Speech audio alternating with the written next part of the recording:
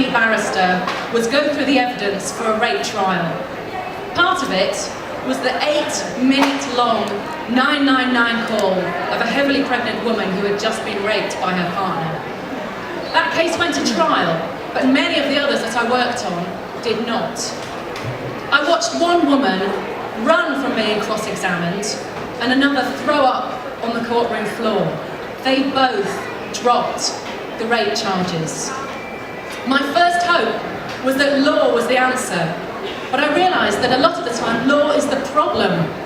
The law hasn't found a way to protect women from domestic violence, rape or honour crimes. It hasn't eradicated sexual harassment at work or sex trafficking. But the strange thing about the law, and the reason why even on the sad and furious days it feels like the right place to be, is that it's one of the most powerful tools that a feminist can have. And I thank God that Martha's in there rocking that industry for us. So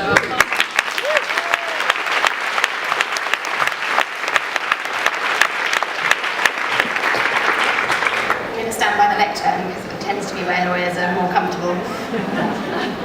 So I trained as a historian, and which mainly meant for me imagining fantasy dinner parties with great historical figures.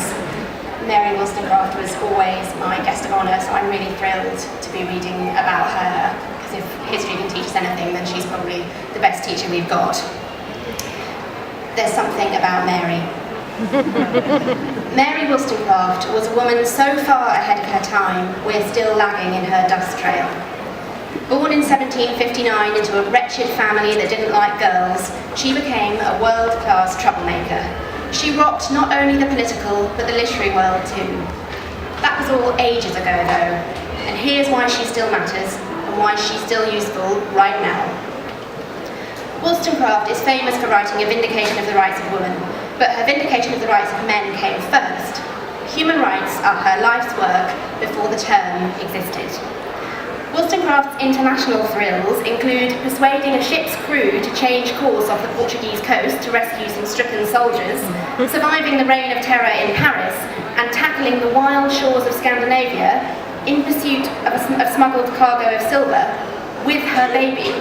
Has there ever been another treasure-hunting single-mum philosopher on the high seas? Why should we still love Wollstonecraft? For having a go, for living at 100 miles an hour, for her ardent affection for the human race, and not least for her uncanny knack of being relevant time and again. So here is the test of her usefulness. Ask yourself, what would Wollstonecraft do? Career versus babies. Easy. She just tucks the baby under one arm and off she sets in a series of ramshackle boats to Norway in 1795. She knocks off a bestseller and reinvents travel writing along the way. She said, "To be a good mother, a woman must have sense and independence of mind." The woman had it nailed. Boob job, yes or no? I quote, "Please. Really? Don't waste both our time, and don't come back here until you've thought of a proper question." She didn't actually write this, but she would have done.